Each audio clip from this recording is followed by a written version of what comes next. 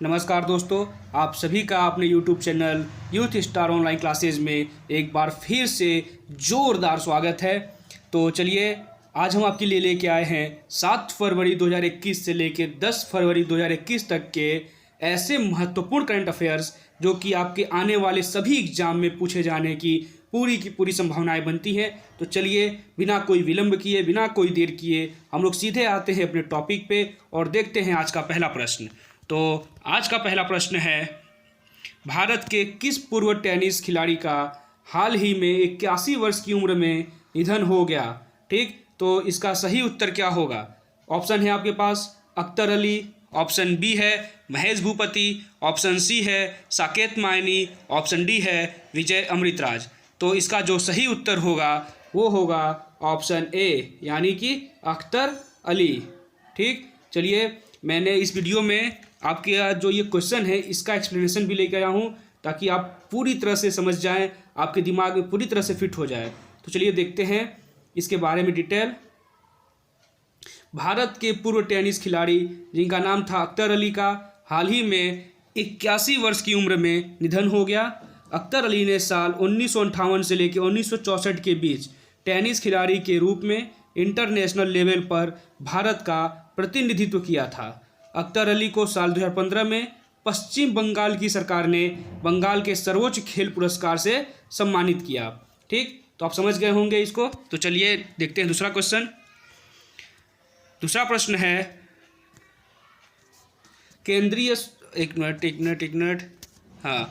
केंद्रीय स्वास्थ्य मंत्रालय के अनुसार कोविड-19 टीकाकरण के मामले में भारत 58 लाख से ज़्यादा लोगों को टीका लगाकर विश्व में किस स्थान पर पहुंच गया है? ठीक, आपका ऑप्शन इस प्रकार है। ऑप्शन है पहले, ऑप्शन बी है तीसरे, ऑप्शन सी है चौथे, ऑप्शन डी है पाँचवें। तो आपका जो सही उत्तर होगा वो होगा ऑप्शन बी, यानी कि तीसरे नंबर पे पहुंच गया है। ठीक, तो चलिए देखते हैं इसके बारे में।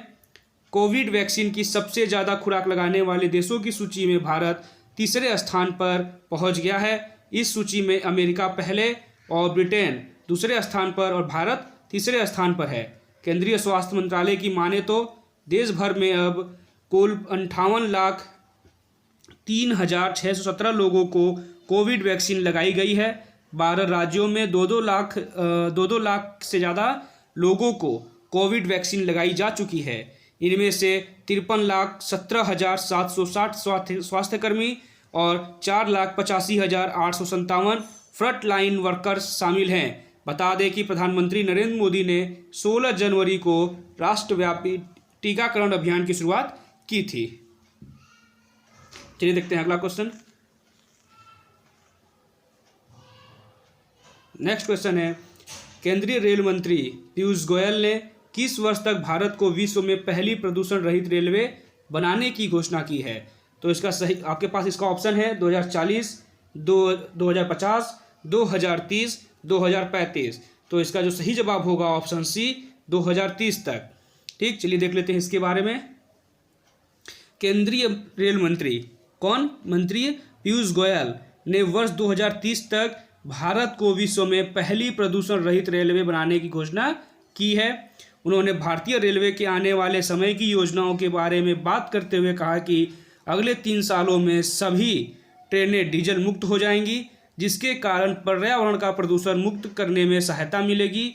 उन्होंने कहा कि प्रधानमंत्री नरेंद्र मोदी बिजली और नवीकरण ऊर्जा के सबसे बड़े समर्थकों में से एक है।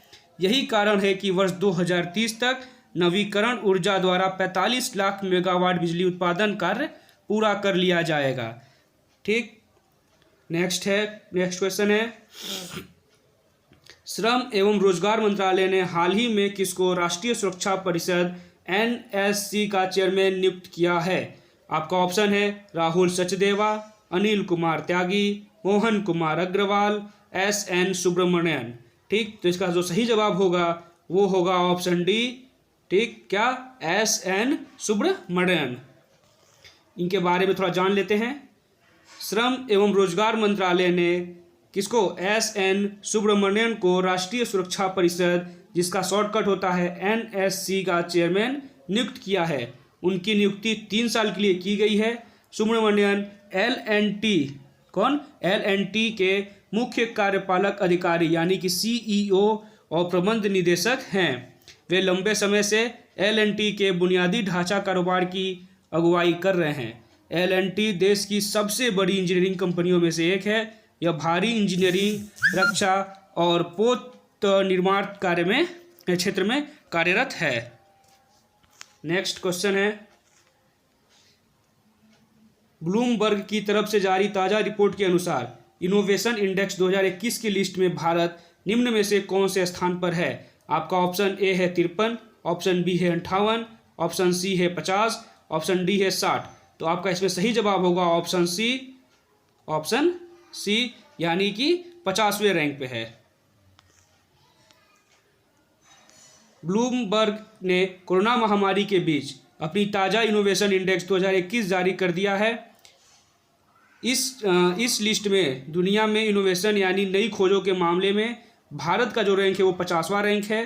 पिछले वर्ष की तुलना में भारत का 4 पायदान ऊपर गया है।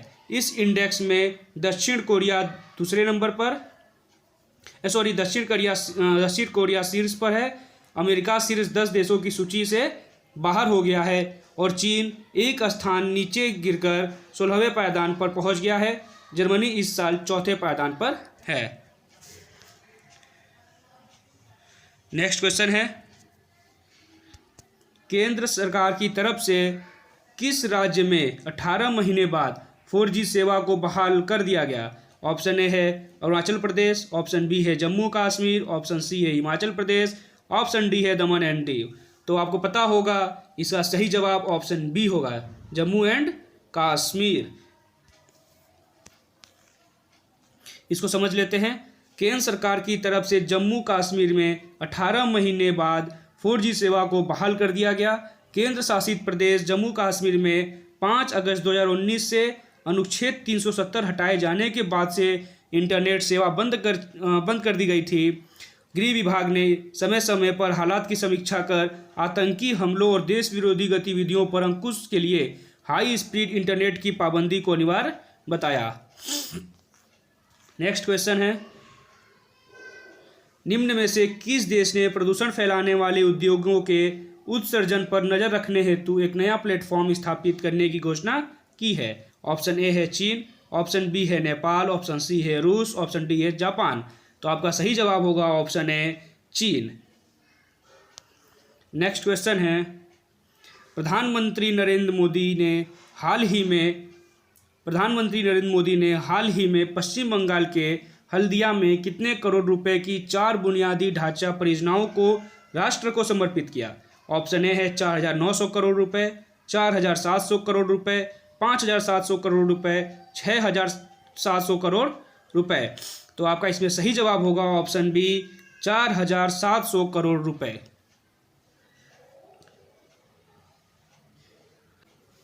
नेक्स्ट प्रश्न है, किस राज्य की महिला वन अधिकारी सस्मिता लेंका को संयुक्त राष्ट्र के एशिया पर्यावरण प्रवर्तन पुरस्कार से सम्मानित किया गया है? ऑप्शन ए है ओडिशा, ऑप्शन बी है Bihar, option C Punjab, option D Rajasthan. तो इसका सही जवाब होगा ऑप्शन ए यानी कि ओडिशा राज्य। नेक्स्ट क्वेश्चन है, इसका एक्सप्लेनेशन देख लेते हैं, थोड़ा सा इसकी व्याख्या कर देते हैं आप लोगों के लिए। तो ओडिशा की महिला वन अधिकारी सस्मिता लेंका को संयुक्त राष्ट्र के एशिया पर्यावरण प्रवर्तन पुरस्कार से सम्मानित किया गया है। यह पहली बार है कि देश की किसी महिला वन अधिकारी को यह सम्मान मिला है।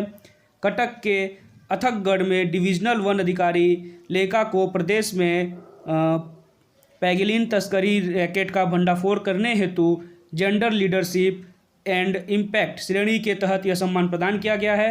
उन्होंने अथकगढ़ और खुनपुन्नी में पैंगोलिन की तस्करी के अंतर्राष्ट्रीय नेटवर्क का खुलासा करने में मदद की थी, इसलिए उनको ये पुरस्कार प्रदान किया गया। अगला प्रश्न है, किस पूर्व अंतर्राष्ट्रीय मुक्केबाज एवं एशियाई खेलों के पूर्व रजत पदक विजेता का 89 वर्ष की उम्र में निधन हो गया? ऑप्शन ए है निखत जरीन, ऑप्शन बी है आशीष चौधरी, ऑप्शन सी है captain Hari Singh Thapa, option C D है चंद्र सिंह थापा। तो इसका सही जवाब होगा option C captain Hari Singh Thapa. अब इसके बारे में थोड़ा समझ लेते हैं।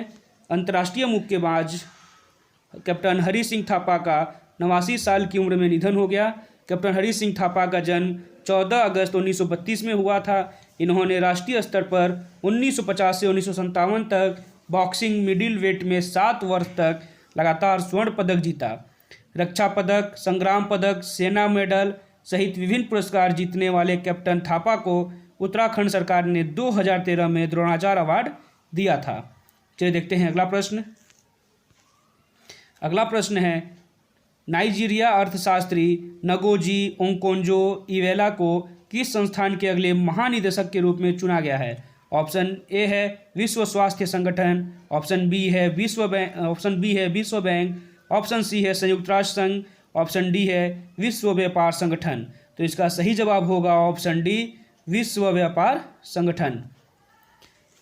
नाइजीरिया अर्थशास्त्री नगोजी ओकोंजो-इवेला को WTO के अगले महानिदेशक के रूप में नियुक्त किया गया है।